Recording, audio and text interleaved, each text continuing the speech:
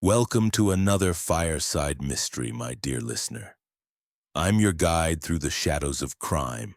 Pull up a blanket, pour something warm, and let the snow fall outside your window as we board the Orient Express for a Christmas you'll never forget. If you're listening from a cozy cottage in the Cotswolds or a high-rise in New York, tell me in the comments where you are. Now, the train departs. Chapter 1. The Orient Express at Christmas. The Simplon Orient Express, that gleaming artery of Europe, departs Istanbul's Sirkeci station at precisely 9:47 p.m. on the 22nd of December 1926. Snow already dusts the Bosphorus like powdered sugar on a minaret, and the passengers boarding the Calais-bound wagonlet carry the hush of winter in their breath. Garlands of holly and ivy, freshly cut in the markets of Pera, drape the brass luggage racks. Tiny crimson glass baubles catch the lamplight and scatter it like drops of mulled wine. In the dining car, a dwarf pine tree no taller than a child's knee stands in a brass pot, its branches weighted with hand-painted wooden angels from Bavaria. A discreet plaque reads, Joyeux Noël, Compagnie Internationale des Wagons-Lits. The orchestra, 3 violins, a cello, and a pianist whose tails are slightly too long, plays a languid arrangement of In dulci jubilo, the notes curling upward with the steam from the samovars. Hercule Poirot, seated alone in compartment 6 of the first-class carriage, adjusts the traveling rug over his knees with the precision of a man arranging a chessboard. He is returning from Istanbul, where he has untangled the affair of the Bulgarian diplomat, a matter involving a forged treaty, a belly dancer, and a dagger concealed in a hookah. The little Belgian detective sips thick hot chocolate from a porcelain cup emblazoned with the CIWL crest, his mustaches waxed to symmetrical perfection despite the jolting of the train. He murmurs to himself in French, "The little gray cells, they require warmth as much as stimulation. And this chocolate, mon Dieu, it is almost Belgian." Across the narrow corridor in compartment 7 travels Mrs. Evelyn Harrington, a widow of 55 whose sable coat alone could ransom a minor principality. She is returning from a Nile cruise aboard the SS Karnak, her jewelry case heavy with scarabs and cartouches purchased in Luxor. Her face, beneath a veil of black Chantilly lace, is powdered to porcelain, but the lines around her mouth suggest a woman who has buried 2 husbands and trusts no one. Her companion, Miss Clara Finch, 28, plain with the neat bun and sensible boots of a governess, knits a scarlet scarf with the relentless click-click of a metronome. She watches her mistress with the devotion of a spaniel and the wariness of a cat who has been kicked once too often. In compartment 8 resides Mr. Reginald Blake, theatrical producer of the West End, whose laugh is a cracked bell and whose waistcoat strains at every button. He has been in Constantinople scouting locations for a new revue, Oriental Nights, and carries a battered leather document case said to contain contracts worth a fortune. His secretary, Mr. Lionel Thorpe, 32 and thin as a ruler, follows him like a shadow, taking dictation even during dinner with a fountain pen that never blots. Thorpe's eyes are the pale gray of winter skies, and he has the habit of polishing his spectacles whenever Blake raises his voice. Compartment 9 belongs to Count Alessandro di Rossi, an Italian aristocrat whose title is older than the train itself but whose purse is threadbare. He is handsome in the way of faded frescoes, dark curls, a gambler's restless fingers, and a cloak lined with moth-eaten velvet. He claims to be visiting relatives in Paris, but has spent the journey losing at Bezique to Blake. His valet, a silent Albanian named Marco, polishes boots with the devotion of a monk and the silence of a grave. The train is full, diplomats, dowagers, a Maharaja's secretary with a parrot in a cage, but these 5 form a little constellation of tension that Poirot, with his nose for discord, cannot ignore. At dinner, served on white damask beneath crystal chandeliers, he observes them from his corner table. Mrs. Harrington's eyes flick to Blake's leather case whenever he gestures too broadly. Thorpe's pen pauses when the Count mentions debts. Miss Finch's knitting needles click faster when anyone speaks of inheritance or Egypt. The Maharaja's parrot squawks, "Murder most foul," at irregular intervals, which Poirot finds both amusing and ominous. Outside, the landscape shifts from the minarets of Thrace to the vineyards of Bulgaria, now silvered with frost. The train climbs into the Balkans, the air growing thinner, the snow deeper. By midnight on the 23rd, they are in the Rhodope Mountains, and the flakes fall thick as goose down. The orchestra has retired. The dining car is empty, save for a steward polishing silver. Poirot makes his habitual circuit of the carriage before bed, noting the locked doors. The frost patterns on windows like fern leaves. The single service corridor running the length of the wagon lit like a spine. Compartment 7's door is ajar. Inside, Mrs. Harrington argues in a low, venomous hiss with someone whose silhouette Poirot cannot see. He catches only fragments. The locket, "You promised," and "Christmas Day or never." The door shuts with a click. Poirot returns to his compartment, strokes his mustaches thoughtfully, and sleeps fully dressed. Habit of a man who knows murder rarely waits for pajamas. At 2:47 a.m. the train lurches. Poirot wakes instantly. The lights flicker. The heating pipes groan. Outside, the snow has become a torrent, blotting out the stars. The train slows, then stops entirely in a narrow pass between two peaks, the Struma Valley, Poirot recalls from the route map. The conductor, a harassed Belgian named Monsieur Bouc, an old acquaintance from the Taurus Express, appears in the corridor, lantern in hand, face pale as the snow outside. "Monsieur Poirot, bonheur du ciel, an avalanche has blocked the line ahead. We are stranded until the snowplow arrives, perhaps Christmas morning, perhaps longer." His mustache droops like a wilted fern. The passengers are roused. Mrs. Harrington demands hot water bottles. Blake demands brandy.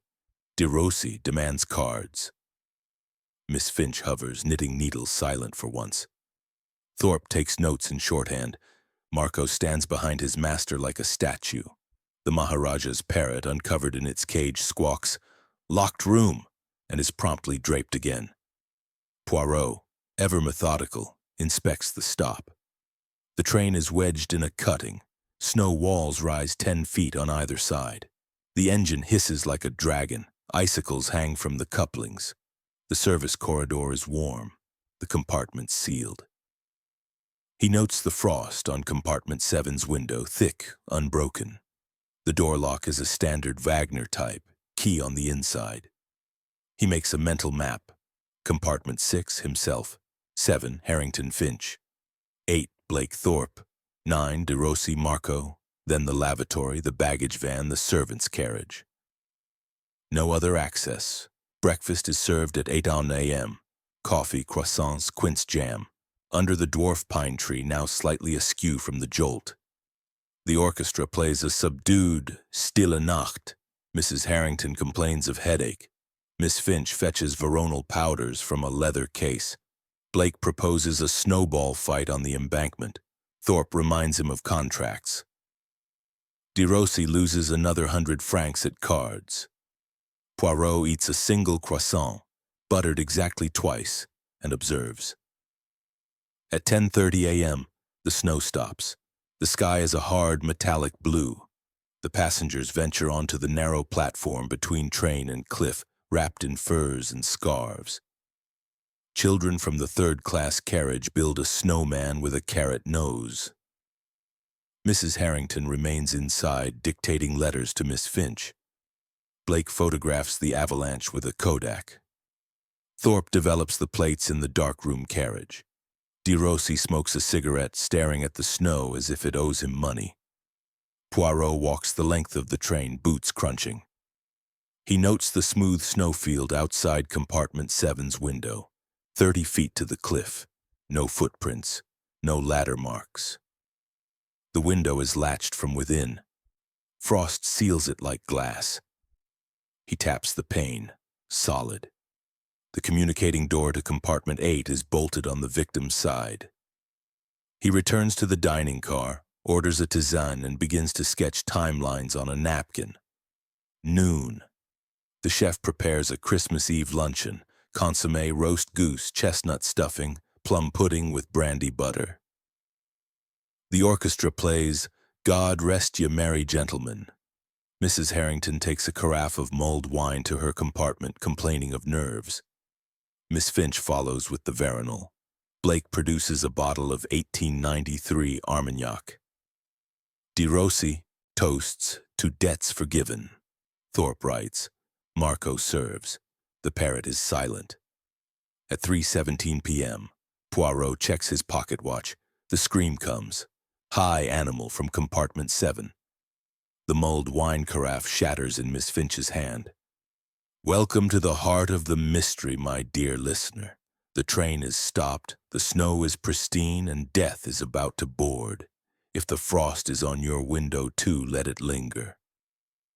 Tell me in the comments if you've ever been trapped by snow, or if you already suspect the widow's headache was more than veronal.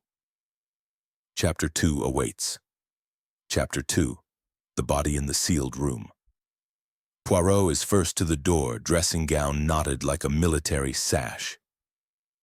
Monsieur Bouc follows, lantern swinging, face the color of wet ash. The corridor is empty, carpet unmarked. Compartment 7's door is locked from the inside. The key juts on the inner side like a taunt. Blake, Thorpe, De Rossi, and Miss Finch huddle behind, breath fogging the air. Bouc knocks. Silence. He shoulders the door. It resists. Poirot studies the lock. Standard Wagner. No scratches. The window is shut, latched, frost-rimmed. Outside, snow lies in a perfect sheet from the train to the cliff 30 feet away. No prints, no disturbance. They fetch the master key. The door swings inward. Mrs. Evelyn Harrington lies between the berths, silk scarf knotted tight around her throat, face purpled. Her sable coat is draped across the chair, jewel case open, diamonds glittering. On the table, a half-empty glass of mulled wine, a Christmas robin card, a small brass key. Miss Finch screams, drops her knitting. Blake swears. Thorpe steadies him. De Rossi crosses himself. Poirot kneels, cheek cold, rigor absent, death within the hour. The lower berth is smooth, the upper shows a pillow dent. Communicating door to compartment 8 bolted from this side. Window latch iced stiff. No weapon but the monogrammed scarf, E.H. No struggle beyond the overturned glass, red stain blooming on the carpet. Poirot murmurs, impossible. Door locked, window sealed, snow untouched, yet Madame is strangled by a hand that vanished like smoke. Bouc rings the next station, lines dead, stranded until the snowplow, perhaps noon Christmas Day. Poirot takes charge, body untouched. Passengers to the dining car, guarded by chef and drummer. Quick questions in the corridor. Miss Finch, upper berth, heard nothing until she climbed down at 3 and screamed. Door locked at midnight, mistress insisted. Widow drank mulled wine, took veronal. Blake, asleep. Thorpe confirms. Thorpe, dictation until 12:45, then bed. De Rossi, cards with chef until 2, then Dante. Marco, boots until 2, then servant's carriage. Poirot pockets the brass key, examines the scarf, complex sailor's knot. The robin card bears red scrawl. The robin sings at midnight. Jewel case holds an empty locket, glass cracked. The train creaks in the wind. Snow taps the windows like impatient fingers. Poirot seals the compartment, orders confinement, sips tisane. The little gray cells begin their dance. My dear listener, the room was locked, the snow pristine, yet death walked. Does the brass key open a secret or the robin song? Tell me below and let's see if you match Poirot's pace. The investigation begins. Chapter 3. The little gray cells awaken. Christmas Eve morning breaks over the Struma Valley like a cracked porcelain saucer, pale, cold, and unforgiving. The avalanche glitters above the train, a frozen tidal wave suspended mid-crash. The Simplon Orient Express lies half buried in its own shadow. Brass fittings dulled by rime, windows filmed with ice that looks like lace frozen mid-spin. Inside the dining car, the dwarf pine tree leans drunkenly, one bauble shattered on the carpet like a tiny blood drop. The orchestra's pianist plays a single mournful chord of Stille Nacht before the conductor waves him silent. Hercule Poirot stands beneath the pine, hands clasped behind his back, green eyes bright as holly berries. The suspects sit in a semicircle, Mrs. Harrington's body still in compartment 7, but her absence weighs heavier than her presence ever did. The air smells of cold coffee, pine needles, and fear. Mesdames et messieurs, Poirot begins, voice soft as falling ash. We have a murder most impossible. Madame Harrington was strangled in a room locked from within, the key inside, the window latched, the snow outside untouched by human foot. Yet she is dead. We shall proceed with order, method, and the little gray cells. He produces a silver pocket watch, gift from the Tsar before the unpleasantness, and lays it on the white damask. The scream came at 3:17 a.m. precisely. I checked. All retired at midnight. The orchestra ceased at 12:15, thus 3 hours and 2 minutes unaccounted for. Let us fill them. He begins with Miss Finch, who sits clutching her scarlet knitting, needles trembling like antennae. You slept in the upper berth, mademoiselle? Yes, sir. Mistress insisted on the lower. Her back, you see. I read The Lady's Companion for perhaps an hour, then slept. I woke needing the lavatory at 3. Climbed down. Found her. Her voice cracks like thin ice. The door was locked when we retired. She feared thieves, always. Poirot nods. The mulled wine? Chef prepared a pot at 11:30. Mistress took a carafe. She complained of headache. Took 2 veronal powders. I folded her sable, turned the key, climbed up. Next, Mr. Blake, florid and sweating despite the cold. I snore like a trombone. Thorpe will confirm I was asleep by 1. Thorpe, polishing spectacles, nods. Dictation until 12:45, revisions to Oriental Nights, then bed. I heard nothing until the scream. Count de Rossi lights a cigarette with shaking fingers. Cards with the chef until 2. Then Dante in my compartment. Inferno. Fitting, no? Marco behind him speaks for the first time, voice gravelly. I polished. Boots until 2. Then servant's carriage. Heard scream. Poirot circles the table like a slow shark. He produces the brass key from his pocket, lays it beside the watch. This fits nothing in compartment 7, yet it was on the table beside the Robin card.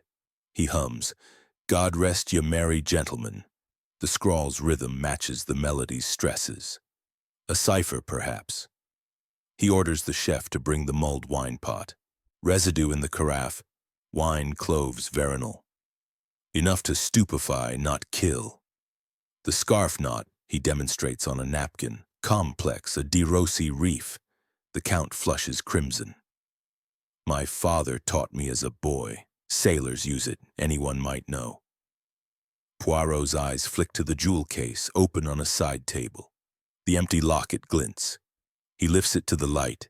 Inside the cracked glass, a faint smudge. Lipstick? He pockets it. Breakfast is served. Coffee, brioche, quince jam. Poirot eats nothing, observing. Blake drinks 3 cups. Black. Thorpe sketches the avalanche through the window. De Rossi fingers rosary beads. Miss Finch's knitting grows a full inch. Marco stands at the door, arms folded. At 10 hours a.m., Poirot begins searches. He starts with compartment 8. Blake's leather case yields contracts and a will. Mrs. Harrington's late husband left Blake the Lyric Theatre in trust, provided he mount a new play by Christmas Day. Deadline, tomorrow. Blake sweats. She was selling it to a cinema chain. Ruination, Thorpe adds quietly. She threatened to expose Mr. Blake's creative accounting with the box office. Compartment 9, D. Rossi's luggage. A telegram crumpled. Pay 50,000 lire by Christmas or villa burns. Mrs. Harrington held the mortgages. A silk scarf identical to the murder weapon monogrammed AR, his mother's. Pawned in Istanbul, he mutters. Needs must. Miss Finch's valise. The scarlet wool matches her knitting needles. A Christmas robin brooch. Feathers missing. She blushes when Poirot asks about the widow's will. I inherit her clothes. Nothing more. Poirot measures the upper berth ladder, scratches on the floorboards. Someone moved it after Miss Finch climbed up. He examines the window latch. Stiff, but a thin wire might turn it from outside, if one could reach. The snow is 6 feet deep. No ladder, no prints. Impossible. Noon. Luncheon, consommé, sole meunière, chestnut stuffing. The orchestra plays O Tannenbaum in a minor key. Poirot reconstructs the room aloud. The murderer entered before the lock, hid, strangled her while the veronal dulled her senses, then locked the door from inside and vanished. He tests the communicating door bolt. Loose, could be slipped with a knife blade through the gap, but the bolt is on the victim's side, useless unless... Afternoon snow flurries return, soft as moth wings. Poirot retires to his compartment, spreads clues on the fold-down table, brass key, locket, robin card, scarf knot diagram, veronal, papers. He sketches timelines on CIWL stationery. He underlines 12 corner 3 small, 3 hours, enough for murder but not escape. At 4:00 p.m., he gathers them again in the dining car. The pine tree's candles are lit. Shadows dance like guilty consciences. A discovery, Poirot announces. The ventilation grate above the berth, large enough for a wire, a hand, perhaps a child, but no child aboard. He demonstrates with a coat hanger. The window latch turns. Gasps, but the snow outside remains pristine, a blind. He produces the robin card again. The robin sings at midnight. He hums the carol. The red scrawl's dots match Morse in the melody's pauses. Locket. The locket. He holds it to the candle. Inside the cracked glass, a microphotograph no larger than a thumbnail. A document, Mrs. Harrington's new will, photographed in Cairo. It disinherits Blake, exposes de Rossi's forgeries, dismisses Finch, and names Thorpe as her illegitimate son entitled to half the estate. Thorpe's spectacles clatter to the table. Blake lunges for the locket. Marco restrains him. Miss Finch sobs into her knitting. De Rossi lights another cigarette with fingers that will not stop shaking. Poirot's voice is silk over steel. The motive, mes amis, was not 1, but 4. And the method, the method is a masterpiece of misdirection. Dusk falls early in the Alps. The train's generator hums like a trapped bee. Poirot orders the compartments sealed again, the suspects confined. He sips tisane, watching snowflakes melt on the window like guilty secrets. My dear listener, the net tightens. The snow deepens and the little gray cells whirl like a storm. Have you spotted the crack in the timeline, or the lie in the locket? Pause here. Pour another cup and tell me your theory in the comments. The avalanche of truth is coming. Chapter 4. Threads of Deception. Christmas Eve deepens. The train is a golden lantern in a white void. Snowflakes drift past the windows like slow-motion ash, each one catching the lamplight before vanishing. The dining car's dwarf pine tree has been righted, its candles relit. Their flames tremble in the draft from the cracked ventilators. The orchestra has been dismissed for the night, but the pianist lingers, playing a single repeating phrase from the Coventry Carol, a lullaby turned dirge. Poirot stands at the head of the table, a small green island in a sea of crimson damask. The suspects sit in their same places, but the air between them has thickened. Miss Finch's knitting needles lie abandoned. The scarlet scarf has grown into a noose-like coil. Blake's brandy glass is empty again. Thorpe's fountain pen leaks a blue tear onto his cuff. DeRosie's cigarette has burned down to a stub between his fingers. Marco stands behind his master, a silent monolith. Mes amis, Poirot begins, voice low. The threads of deception are many, but they all lead to the same loom. Let us follow them one by one with the patience of spiders. He produces the brass key again, lays it beside the robin card and the cracked locket. 3 objects, 3 lies, 3 truths. We shall begin with the key. He leads them, slowly, deliberately, down the service corridor to compartment 7. The door is still sealed with a strip of CIWL notepaper Poirot signed earlier. He peels it off, unlocks with the master key, and ushers them inside. The body has been moved to the baggage car on a stretcher, but the room still smells of mulled wine, veronal, and death. The overturned glass has left a rust-brown stain shaped like a continent. The upper berth pillow is still dented. The window frost is thicker now, a white blind. Poirot kneels by the lower berth. Observe the ladder. He points to fresh scratches on the varnished floorboards. 3 parallel lines, as if the ladder was dragged sideways after use. Mademoiselle Finch climbed down at 3, yet these scratches are deeper on the left. Someone heavier, someone who climbed up after her. Miss Finch gasps. I was half asleep. I didn't notice. Poirot turns to the communicating door. He slips a silver letter opener through the gap and lifts the bolt. It moves easily. A child's trick, but the bolt is on this side. To lock it from the other side, one would need... He produces a length of silk thread from his pocket, loops it around the bolt and pulls.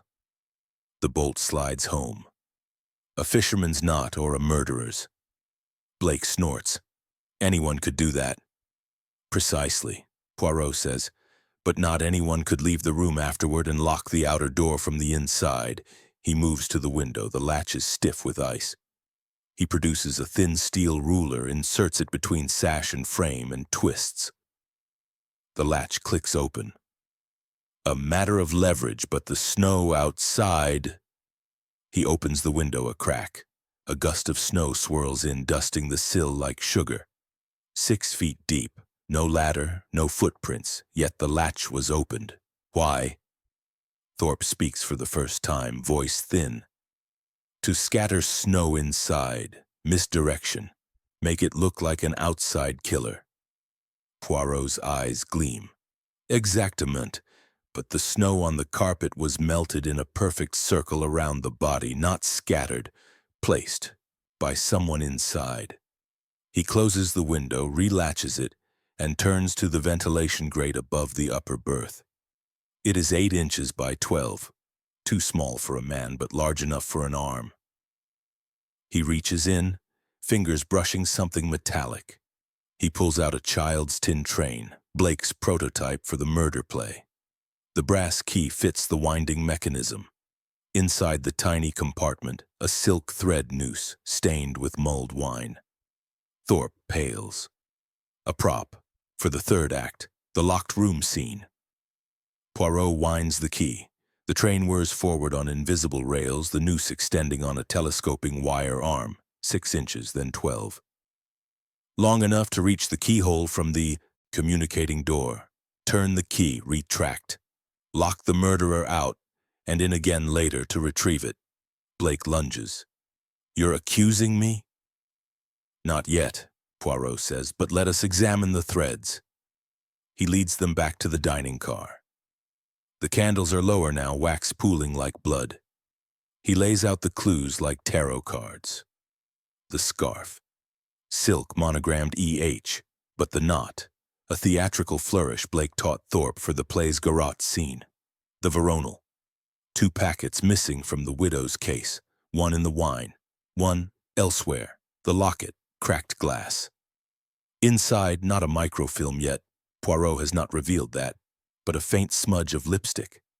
Mrs. Harrington's shade. Rose d'automne, the robin card. The Morse is incomplete. Poirot hums the carol again. The missing note is F sharp. The pianist strikes it.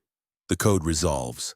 Locket holds proof. F sharp, a musical key. He produces a tiny tuning fork from his waistcoat, strikes it against the table. F sharp. He holds it to the locket. The cracked glass vibrates, revealing a hairline seam. He twists. The back pops open. Inside, a wax cylinder, no larger than a thimble. Mrs. Harrington's voice, faint but unmistakable, recorded in Cairo. If you are hearing this, I am dead. The proof is in the robin brooch. Blake forged my will. De Rossi forged my husband's signature. Finch stole my jewels, and Thorpe, my poor, deluded boy, believes he is my son. He is not. The orphanage gets everything. Silence. The candles gutter. Snow hisses against the windows. Thorpe stands, chair scraping. Lies! She promised me... Marco catches his arm. De Rossi lights another cigarette with shaking fingers. Blake downs the last of the brandy. Miss Finch begins to cry, soundlessly. Poirot's voice is gentle. The threads you see are not silk. They are blood. The murderer entered before the lock, hid in the luggage rack. Miss Finch is slight. She fit beside the murderer. Drugged the wine. Waited. Strangled with the scarf. Used the toy train's arm to lock the door from the hallway after exiting via the communicating door while Blake snored. Returned later to plant the snow, retrieved the cylinder, but the locket was already cracked. Panic. He produces the robin brooch from Miss Finch's knitting bag. Inside the hollow beak, a second wax cylinder identical. Insurance. The widow was thorough. The generator fails. Darkness swallows the car. A crash. The pine tree topples, candles extinguishing in a hiss of wax. When the emergency lamps flicker on, the robin card is gone from the table. Poirot smiles into the half-light. The murderer reveals themselves by panic, and the snow keeps their secret, for now. My dear listener, the threads are tangled, the candles low, and the train is a tomb of secrets. Have you unwound the knot, or are you still caught in the sailor's reef? Pause here. Light your own candle and tell me in the comments which thread you'd pull. First, the avalanche is coming. Chapter 5. The Avalanche of Lies. Christmas Day dawns in the Struma Valley like a reluctant confession. Pale light filtering through the snow veil, turning the avalanche above the train into a shimmering white cliff.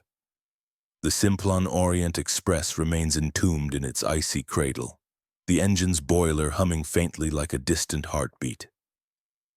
In the distance, the snowplow's rumble echoes off the peaks, a promise of rescue by noon.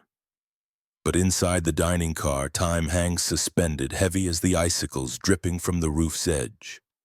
Poirot gathers the suspects one last time beneath the fallen pine tree, its branches splayed like accusing fingers. The candles have been relit, their flames casting long shadows that dance across the damask. The air is thick with the scent of wax, pine resin, and the faint, bitter aftertaste of veronal-laced mulled wine.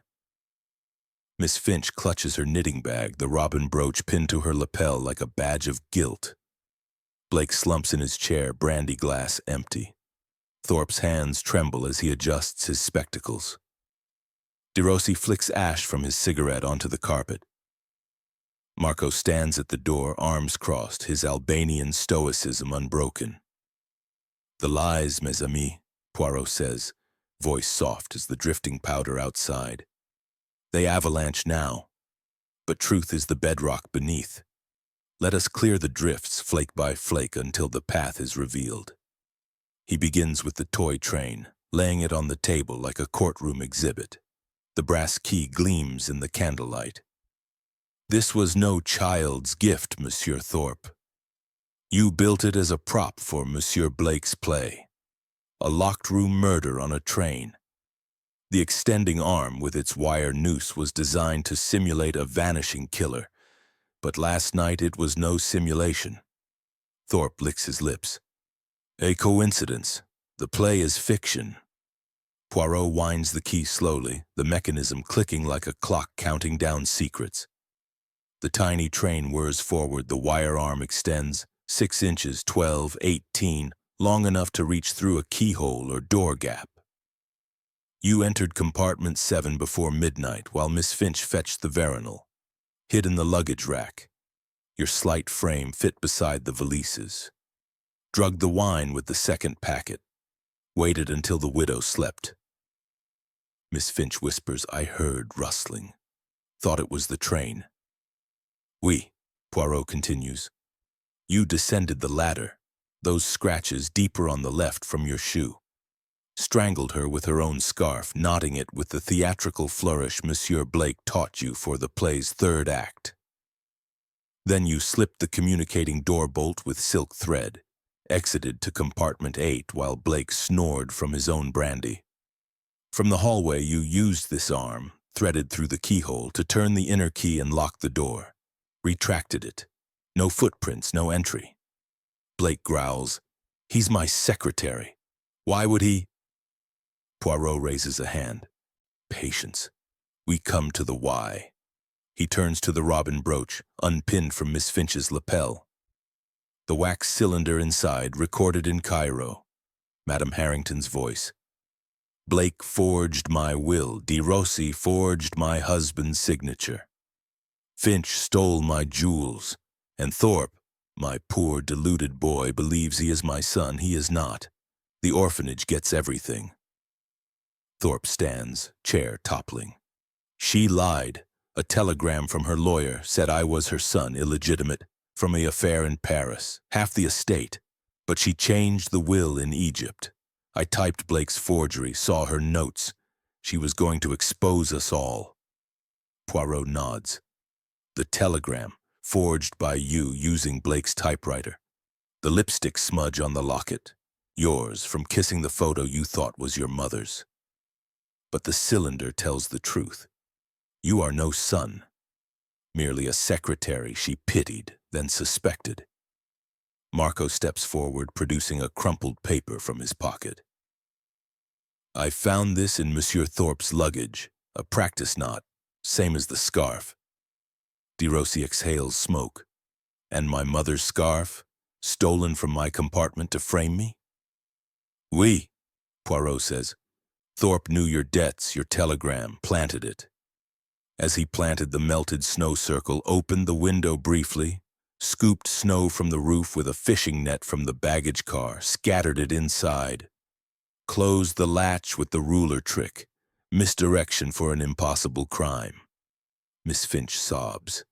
I knew, heard him in the rack after I climbed up, but she was dismissing me 20 years. I said nothing. Poirot's eyes soften. Complicity, mademoiselle, but not murder. Blake slams his fist. The séance last night, I staged it with phosphor to throw suspicion on De Rossi. Ridiculous, but I feared her exposing my codicil forgery. De Rossi confesses next, voice breaking. I tried to steal the villa deeds from her trunk in the baggage car. Marco helped, but not murder. Poirot circles the table, stopping at each. The avalanche of lies. Thorpe for inheritance illusion, Blake for the theater, De Rossi for debts, Finch for security, even Marco loyal but blind. He produces a second wax cylinder from the scarf hem, stitched by Finch under duress. Insurance. Madame recorded 2. This one adds, if Thorpe kills me, the toy train is the key. He tested it on my locket, cracked the glass. Thorpe lunges for the cylinder. Marco restrains him, iron grip unyielding. Tears streak Thorpe's face. She taunted me, said I was nothing. I believed the telegram, forged it myself to force her hand. But she laughed. Veronal to sleep her, scarf to silence. The train arm, perfect for the lock. I burned the fishing line in the stove. But the locket, I couldn't find the cylinder. Poirot's voice is a whisper. You killed a woman who pitied you for a lie you told yourself. The gray cells see through the snow.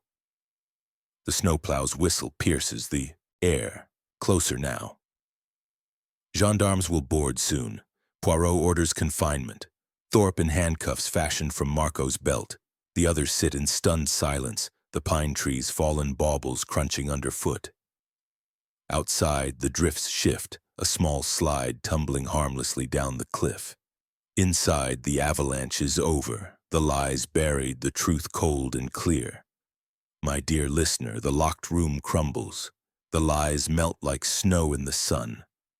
Was the wax cylinder's voice the chill you felt? Or the toy train's click?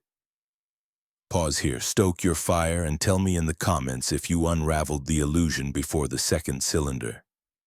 The revelation lingers. Chapter 6. The Revelation.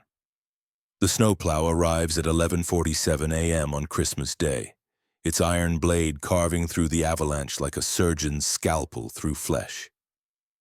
The Simplon Orient Express stirs from its frozen slumber, the engine belching steam that mingles with the drifting flakes. Gendarmes from the nearest Bulgarian outpost, two burly men in wool greatcoats and fur caps, board the train, boots crunching on the icy platform. Monsieur Bouc, the conductor, greets them with a relieved handshake, his face still etched with the strain of the night. They carry lanterns and notebooks, their breath fogging the air like ghosts rising from the snow. Poirot awaits in the dining car, now cleared of the fallen pine tree. The baubles have been swept away, the damask straightened, but the scent of wax and pine lingers, a faint reminder of the holiday turned horror. The suspects are confined, Thorpe in makeshift irons guarded by Marco, the others in their compartments under the chef's watchful eye. Poirot stands at the window watching the snowplow's crew clear the last drifts, his mustaches impeccable despite the ordeal. Mon vieux Bouc, Poirot says as the conductor enters with the gendarmes, it is a revelation most complete. But let us sit. The little gray cells have danced their waltz. Now they must explain the steps. The gendarmes, Sergeant Petrov and Constable Dimitrov, take seats, notebooks open. Bouc pour cognac from a decanter, his hands steadying with each sip. Outside, the Alps loom like silent judges, their peaks dusted with fresh powder that glitters in the midday sun. Poirot begins slowly, voice measured, each word placed like a snowflake in a mosaic. Consider the impossibility. A woman strangled in a compartment locked from within, key inside, window latched and frosted, snow outside untouched. No footprints, no ladder marks. The door bolted, the corridor empty. Yet death entered and departed like a spirit of winter. He produces the toy train, sets it on the table. This, monsieur, is the key, not the brass one, but the mechanism. Monsieur Thorpe, the secretary, built it for Monsieur Blake's theatrical production, a locked room mystery set on a train. Irony, non? The extending wire arm, designed to simulate a vanishing weapon, became the tool to lock the door from the outside. Sergeant Petrov leans forward. How? Poirot winds the brass key, the clicks echoing softly. The train whirs, the arm extends, a thin wire gleaming like frost. Thorpe entered compartment 7 before midnight while Mademoiselle Finch fetched the veronal powders. He hid in the luggage rack. His slender build allowed it. The widow drank the mulled wine laced with veronal to stupefy her. As she slept, he descended the ladder, observed the scratches on the floor, deeper on the left from his right-footed descent. He strangled her with her own silk scarf, knotting it in the De Rossi reef. A sailor's knot he learned from the Count during card games, or perhaps from Blake's play script. Bouc murmurs, the communicating door? Exactement. Thorpe slipped the bolt with a silk thread looped around it. A simple pull from the gap. He exited to compartment 8, where Blake snored deeply from his brandy. From the hallway, he threaded the toy train's wire arm through the keyhole. 18 inches, enough to reach the inner key.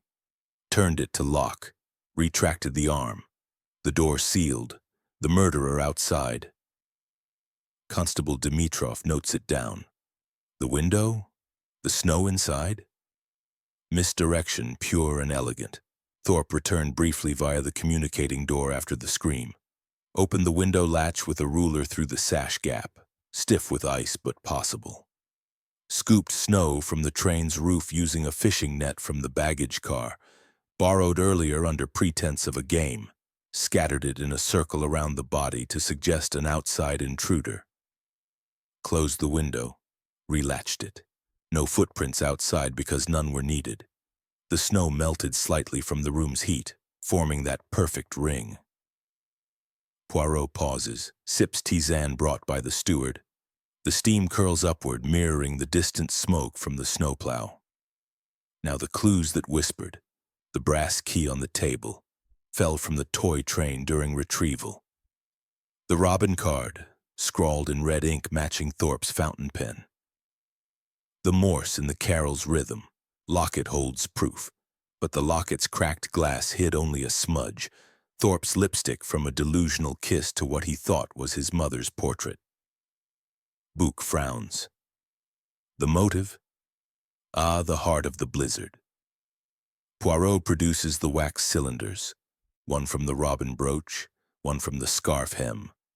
Madame Harrington recorded these in Cairo using a portable dictaphone hidden in her jewel case. The first, accusations against all. Blake's forged codicil to claim the theater. De Rossi's forged signatures on mortgages, Finch's petty thefts of jewels, and Thorpe, my poor deluded boy, whom she knew believed himself her illegitimate son from a forged telegram he himself created. He strikes the F-sharp tuning fork against the table edge. The note hums, pure and piercing. Listen to the cylinders. He mimics playing them, voice shifting to imitate the widow's clipped tones. Thorpe forged the telegram to manipulate me. He is no son, merely a clerk I pitied. The pitch of his imitation recordings mismatches this F-sharp. He rehearsed her voice for Blake's play but could not match the timbre.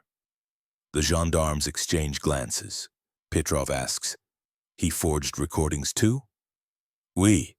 The second cylinder was Thorpe's attempt at forgery, imitating her to create a false confession implicating De Rossi.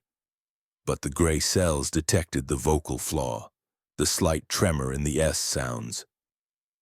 Thorpe killed for an illusion of inheritance. He typed Blake's forgeries, saw the widow's notes on the new will leaving all to a Cairo orphanage, feared exposure, the veronal to silence her dreams, the scarf to end her voice. Poirot reconstructs the timeline anew, sketching on a napkin with Thorpe's leaked pen. The scream. Thorpe's foot slipped in the rack, waking Finch prematurely. She saw the body, cried out. Complicity followed. Finch silent for her job. De Rossi's theft attempt a red herring. Blake's seance a desperate blind. The snowplow couples to the engine with a clang. The train jolts forward, inching through the cleared pass. Sunlight pierces the windows, melting frost into rivulets that streak like tears. Poirot concludes, hands folded. The impossible crime was merely improbable. Order restored. The little gray cells triumph over the snow's chaos. Bouc raises his cognac. To Poirot, the master of revelations. The gendarmes nod, notebooks full. Thorpe will face justice in Sofia, the others lesser charges. Poirot watches the Alps recede, the snow now a glittering memory.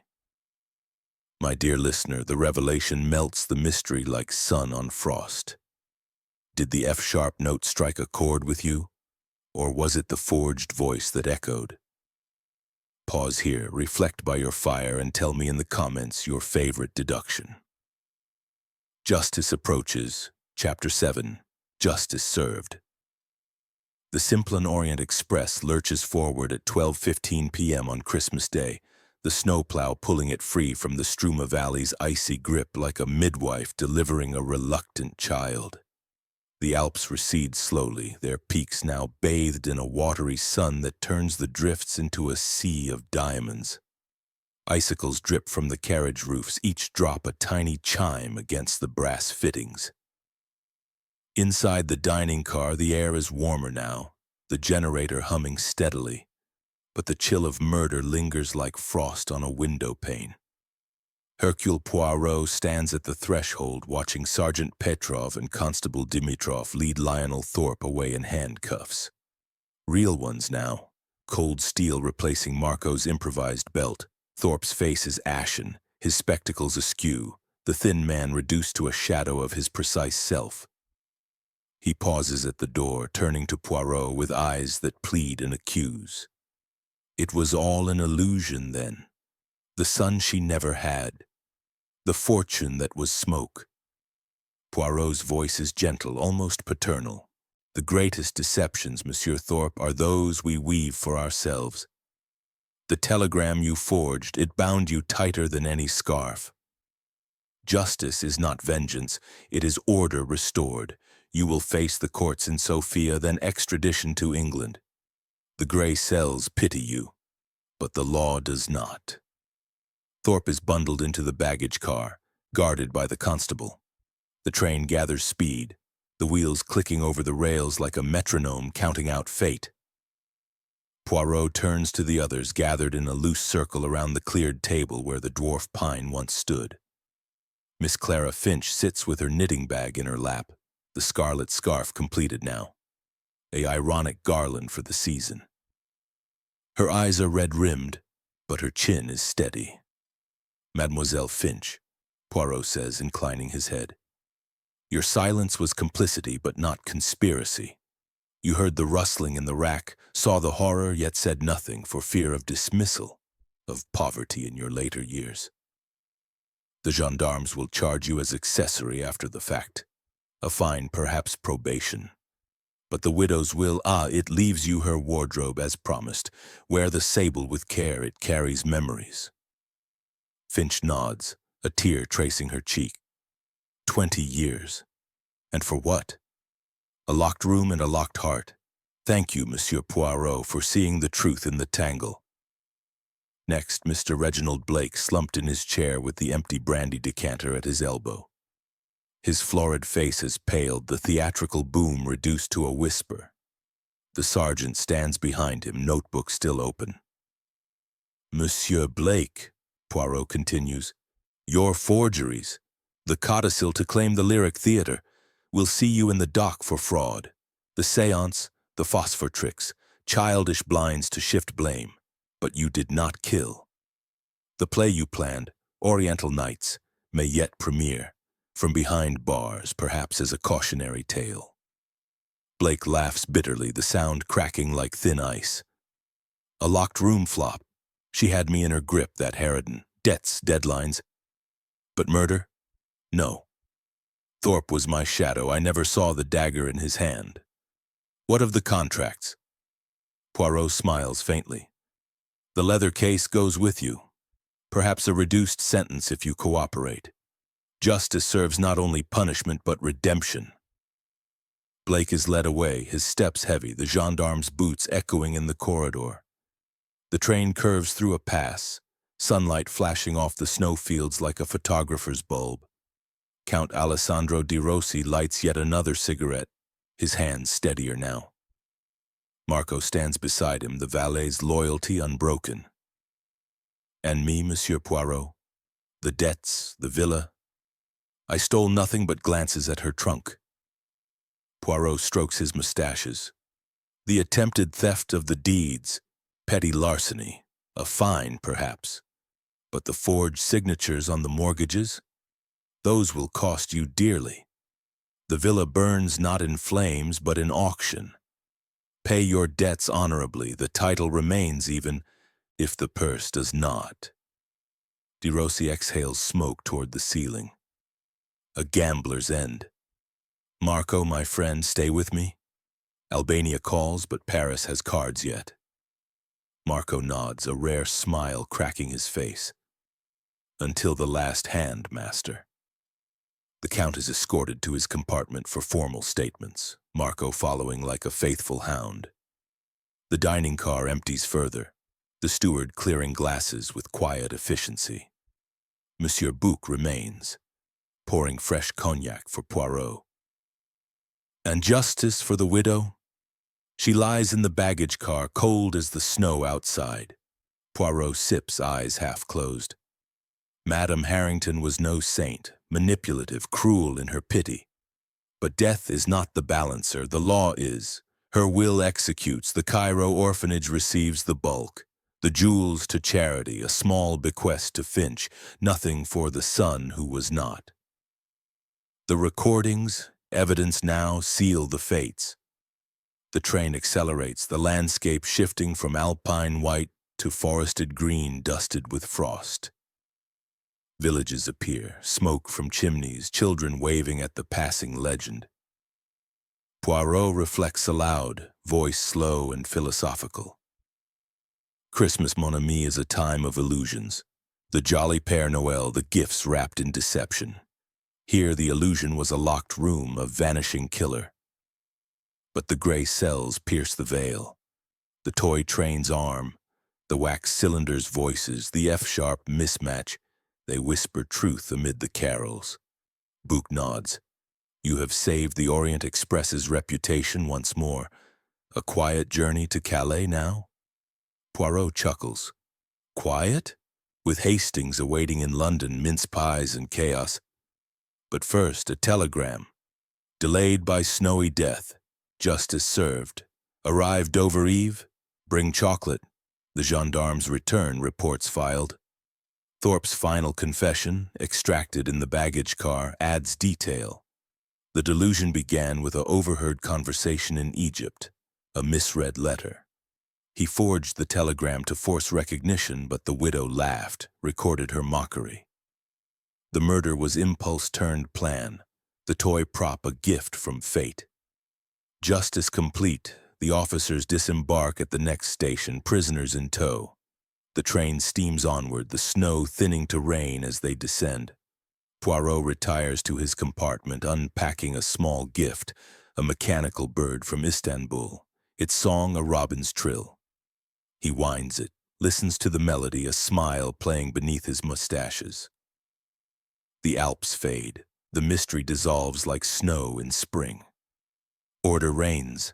My dear listener, justice is served, cold and satisfying as a Christmas feast after the storm. Did Thorpe's final confession chill you? Or was it the robin's trill that echoed the end? Settle by your hearth one last time and tell me in the comments your thoughts on this snowy saga. If it warmed your mystery-loving heart, like, subscribe, and suggest our next tale.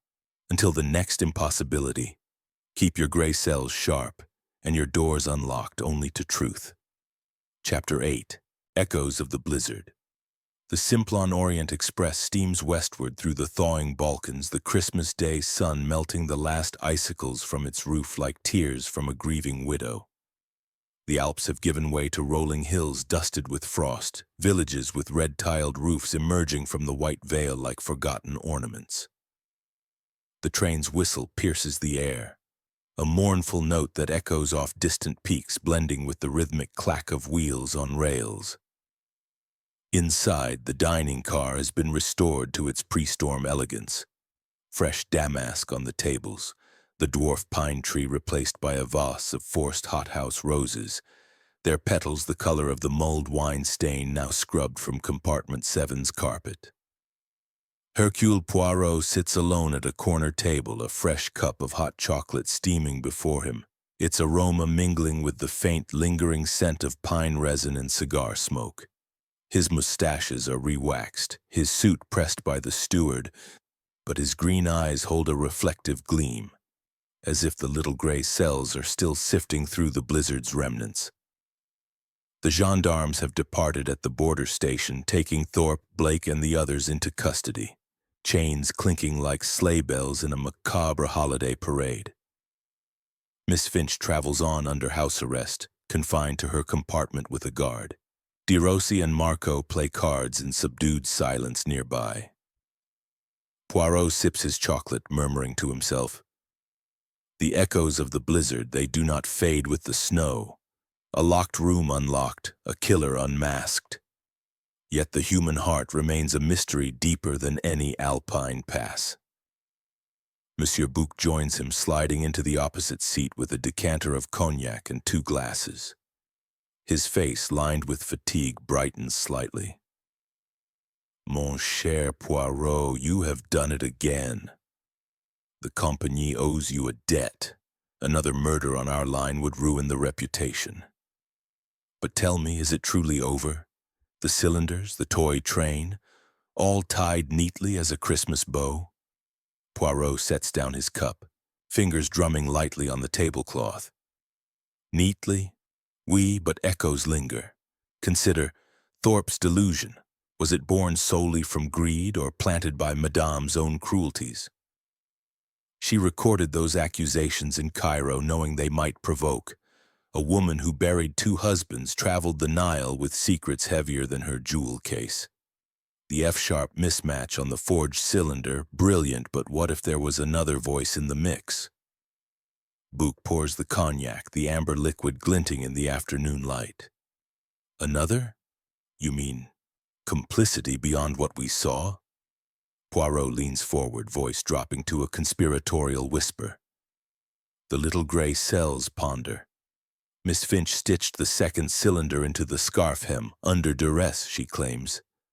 But her knitting needles clicked through the night like a code. And De Rossi's telegram, received in Istanbul but postmarked from Cairo where Madame was. Coincidence? Or a web wider than one? Man's madness." The train slows for a signal, the landscape outside a blur of snow-patched fields and bare orchards. Children wave from a farmhouse, their mittens bright against the gray sky. Poirot waves back absently, his mind elsewhere. He produces the robin brooch from his pocket, kept as evidence but now a memento. He pins it to his lapel, the tiny beak glinting. This held the 1st cylinder. But listen. He hums, "God rest ye merry gentlemen," tapping the brooch in rhythm. A faint click. Another compartment opens, revealing a micro-photograph no larger than a stamp. Bouc gasps. "More proof?" Poirot examines it under a magnifying glass from his case.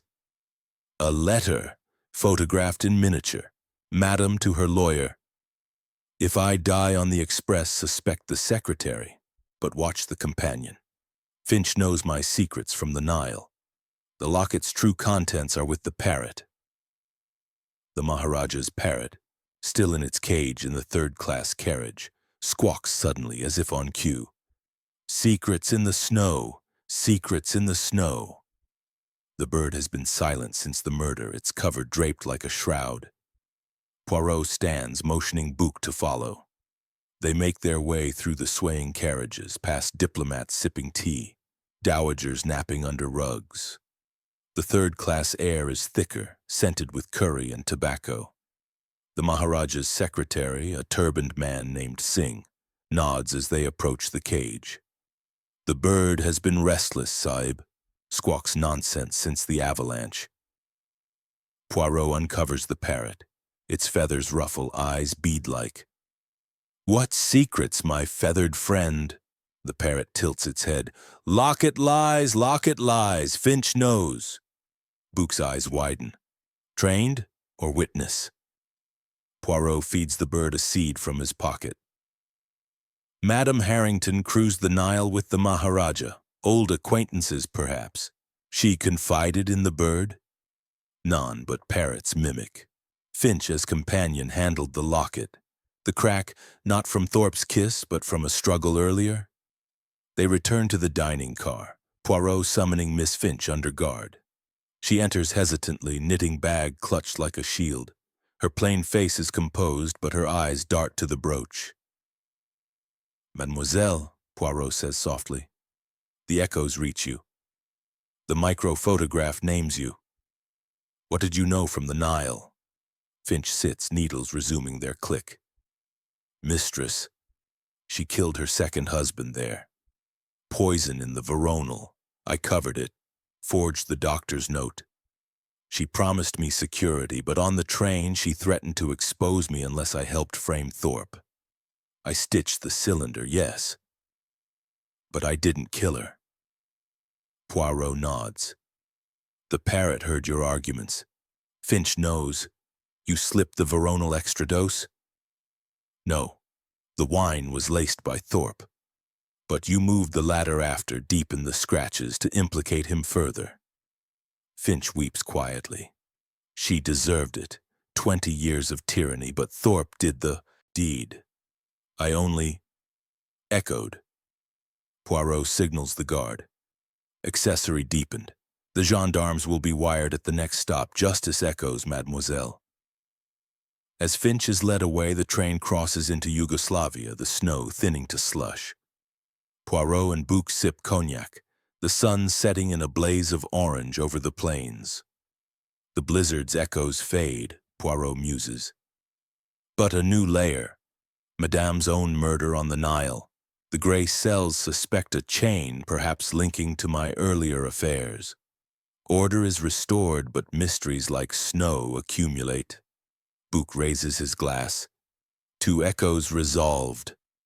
The train hurtles into dusk, the robin brooch's song a faint trill in Poirot's mind.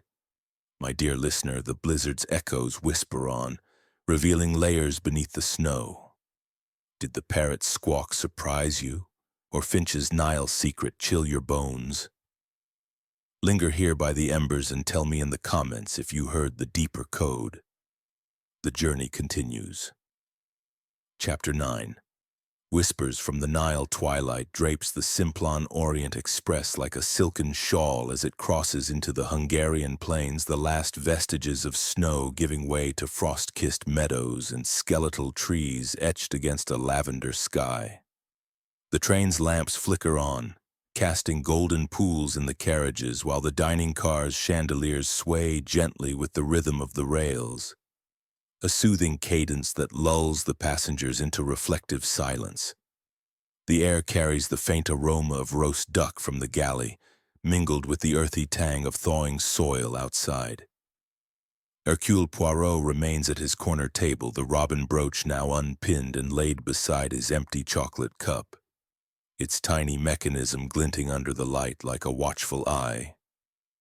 Monsieur Bouc, ever the faithful companion in these post-mystery vigils, refills their cognac glasses, the liquid swirling amber as the train banks around a curve.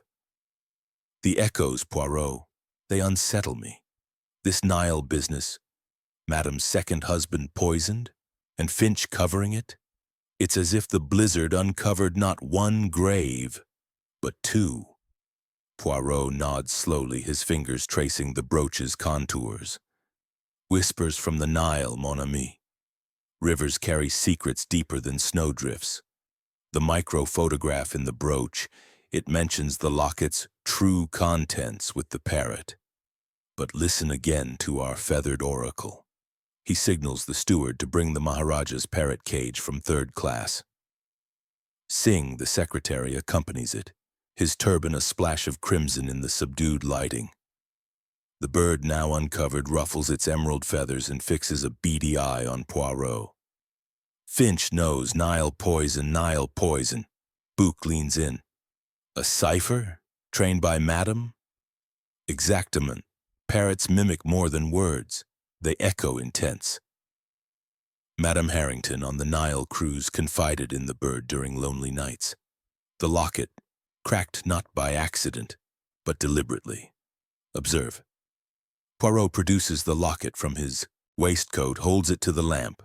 The cracked glass under heat reveals a faint etching, a scarab beetle, symbol of rebirth and secrets. He twists the locket's stem like a key. A hidden spring releases, the back pops open, spilling a tiny vial, empty but residue clings. Bitter almonds. Cyanide. Singh gasps. The Maharaja mentioned Madame's pet project, training the bird for messages, but poison? Poirot's eyes gleam. Whispers indeed. Madame poisoned her husband on the Karnak. Veronal masked as headache powder, but cyanide for certainty. Finch forged the certificate, but why carry the vial? Insurance? Or bait? The train halts at a small station, Budapest outskirts, for water and telegrams. Poirot dispatches one to his contacts in Cairo. Query Harrington Nile death. Autopsy details. Poirot. The platform bustles with vendors hawking hot chestnuts and paprika sausages, their calls a distant murmur through the window. Back aboard, Poirot summons Miss Finch once more, the guard at her side. She enters wearily, her knitting needles idle for the first time. The parrot squawks upon seeing her. "Finch knows, cyanide." Finch pales, sinking into a chair. "How? The bird?" Poirot's voice is velvet over steel. "The whispers reach across deserts and snows. You covered the Nile murder. Why?" She twists her scarf. "Mistress was desperate. Husband number 2, abusive, bankrupt. She slipped cyanide in his tea at Luxor. I altered the doctor's report, said heart failure. She paid me well, promised lifelong security, but on the train she reneged, said she'd expose me unless I helped with Thorpe. He was easy to frame, delusional fool." Poirot produces the vial. "This, from the locket, empty. Used on the train?" Finch shakes her head. "No. Mistress carried it for herself. Suicide if cornered, but Thorpe strangled her before she could. I knew about the cylinders, stitched one to protect myself, the parrot. She trained it as a joke, mimicking our arguments." The train departs, lamps blurring the platform into streaks. Poirot paces slowly, the carriage swaying like a cradle. "But the cipher, Nile cyanide hidden in locket. Madam encoded it for protection or accusation?" Singh interjects. "Sahib, the Maharaja, cruised with her. He suspected foul play. His doctor examined the body quietly. No autopsy, but whispers of poison. Madame gifted the bird as hush, trained to repeat harmless phrases, but it learned more." Poirot stops, stroking his mustaches. "A chain. Nile murder echoes to the Express. Thorpe killed for illusion, but Madame's past invited death. Finch, your complicity deepens, concealing murder. The gendarmes will add charges." Finch weeps. "She was a monster. Buried husbands like secrets. I only echoed her sins." Poirot signals dismissal. As she leaves, he turns to Book. The gray cells whirl. Was Thorpe the sole hand? Or did Finch slip extra veronal, knowing it would stupefy for the strangling? Book sips cognac. Evidence? The wine residue, double dose. Finch fetched the powders, and the latter scratches. Her knitting needle could deepen them. Night falls fully, stars pricking the sky like diamond pins. The train hurtles through darkness, the Nile's whispers blending with the wheel's hum. Poirot retires to his compartment, laying out clues anew. Vial, brooch, locket, napkin cipher. A telegram arrives at the next stop. Cairo confirms. Husband cyanide traces, no charges filed. Widow suspected but alibied by companion. Scotland Yard informed. Poirot murmurs, whispers become roars. The blizzard was but the tip, the Nile the root. The parrot, returned to its cage, squawks one last time. Poirot knows. Poirot knows. My dear listener, the Nile's whispers flood the train, uncovering sins beneath the snow. Did the cyanide vial prickle your suspicions, or the parrot's cipher sing to you? Settle deeper into your chair, let the fire crackle, and tell me in the comments if the Nile twist drowned your theories. The final echoes await. Chapter 10. The final Carol dawn breaks over the English Channel as the Simplon Orient Express steams into Calais. The sea a sheet of hammered pewter beneath a sky streaked with rose and gold. The French coast rises like a promise after the long night of revelations. The trains whistle a triumphant carol cutting through the salt-laden air. Gulls wheel overhead, their cries mingling with the rhythmic sigh of waves against the pier. The carriages gleam with dew, frost long melted, Yet the chill of the Alps clings to the passengers like a memory they cannot shake. Hercule Poirot stands on the platform, valise in hand, his green eyes surveying the bustle with satisfaction. The robin brooch is pinned to his lapel once more, its tiny beak catching the morning light. Monsieur Bouc accompanies him to the gangway, a final cognac flask shared between old friends. The gendarmes' prisoners, Thorpe, Blake, Finch, have been transferred to a police van bound for London under Scotland Yard escort. De Rossi and Marco wave from a third-class window. The Count's debts a lighter burden with the villa sold to settle them. Mon cher Bouc, Poirot says, voice warm as the rising sun. The final carol sings. From snowy avalanche to Nile's ancient flow, order prevails. The locked room, the toy train, the parrot cipher, all harmonize in truth. Bouc claps him on the shoulder. You turned Christmas death into a symphony, Poirot. The compagnie will toast you in every dining car from here to Istanbul. Poirot chuckles, boarding the boat train to Dover. A symphony requires a conductor, and the little gray cells were mine. But listen, the echoes resolve. Aboard the Channel ferry, Poirot finds a quiet corner on deck, the wind whipping his coat as England looms across the water. He produces the locket, vial, and brooch, laying them on a folded handkerchief like relics. A final telegram awaits from Cairo, delivered by wireless. Harrington Nile autopsy reopened. Cyanide confirmed. Finch confession aligns. Case closed. 1923, grateful for closure. Egyptian police. He smiles faintly. The final note? Madame's sins buried with her husband's. Finch's complicity a footnote. Thorpe's delusion the crescendo. The ferry docks at Dover, the white cliffs a stark welcome. Captain Hastings awaits on the platform, beaming beneath a bowler hat, a hamper of mince pies in hand. Poirot, old chap. Snowy death, eh? The yard's buzzing, locked room on a train. Chocolate, as requested. Poirot embraces him. Hastings, mon ami. The grey cells hunger for your pies and your company. The tale is long, but the ending sweet. They board the London train, settling into a first-class compartment as Kent's green fields roll by. Poirot recounts the saga slowly, savoring each twist. The avalanche stranding, the sealed compartment, the toy train's arm, the wax cylinders, the parrot's cipher, the Nile's poison. Hastings listens rapt, eyes wide as a child's at Christmas. But the parrot, Poirot, squawking Morrison carols? Genius of misdirection, Hastings. Madame trained it on the Karnak to mimic phrases, harmless at first, but it absorbed arguments, secrets, the cipher, head bobs timed to lamplight flicker, spelling atropine in locket. Belladonna residue, Egyptian nightshade. Finch slipped it into the Veronal years ago for the husband. Madame kept the vial as trophy and threat. Hastings whistles. And Thorpe? A pawn in Madame's game. She planted the Sun rumor to manipulate him, then recorded denials. His forgery sparked the murder, her cruelty fueled it. Finch deepened scratches with her needle, scattered snow to confuse. But the grey cells saw the harmony.